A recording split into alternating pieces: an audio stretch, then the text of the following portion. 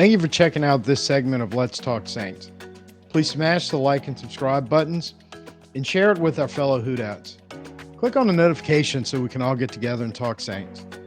At the end, there will be links to the full episode and to the Let's Talk Saints playlist. But I feel like there's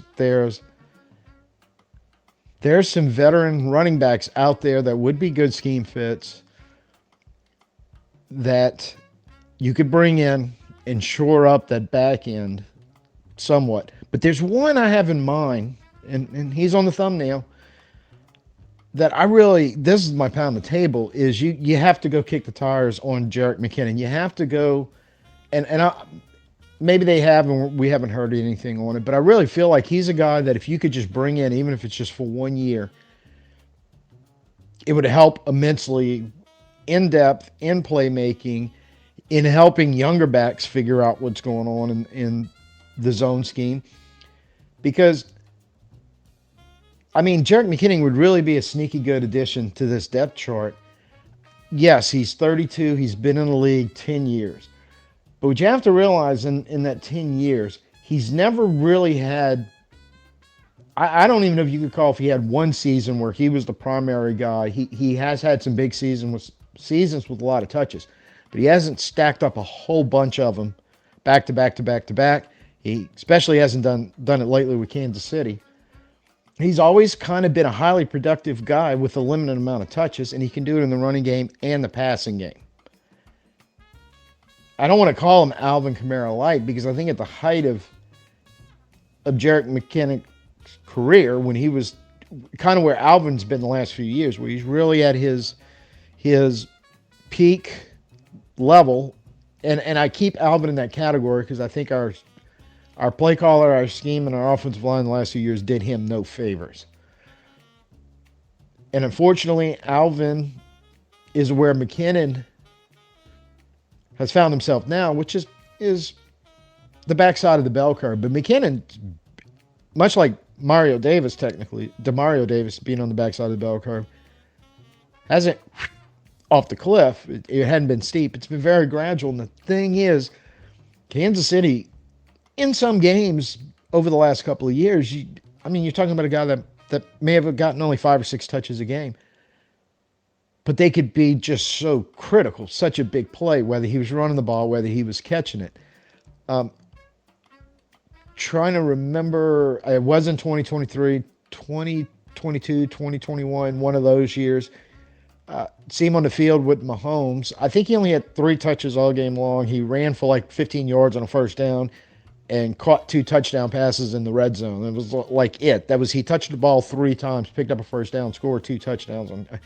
It's like he's that guy. He's always been that guy, and that's how Andy Reid used him the last few years, and I think that would be a great addition to this team. But when you look at definitely his history and where he's played, he started at Minnesota in 2014, played there through 2017. He's familiar with Clint Kubiak because Clint Kubiak's first go-around in Minnesota ended in 2014 before he took another job and then eventually found his way back to Minnesota.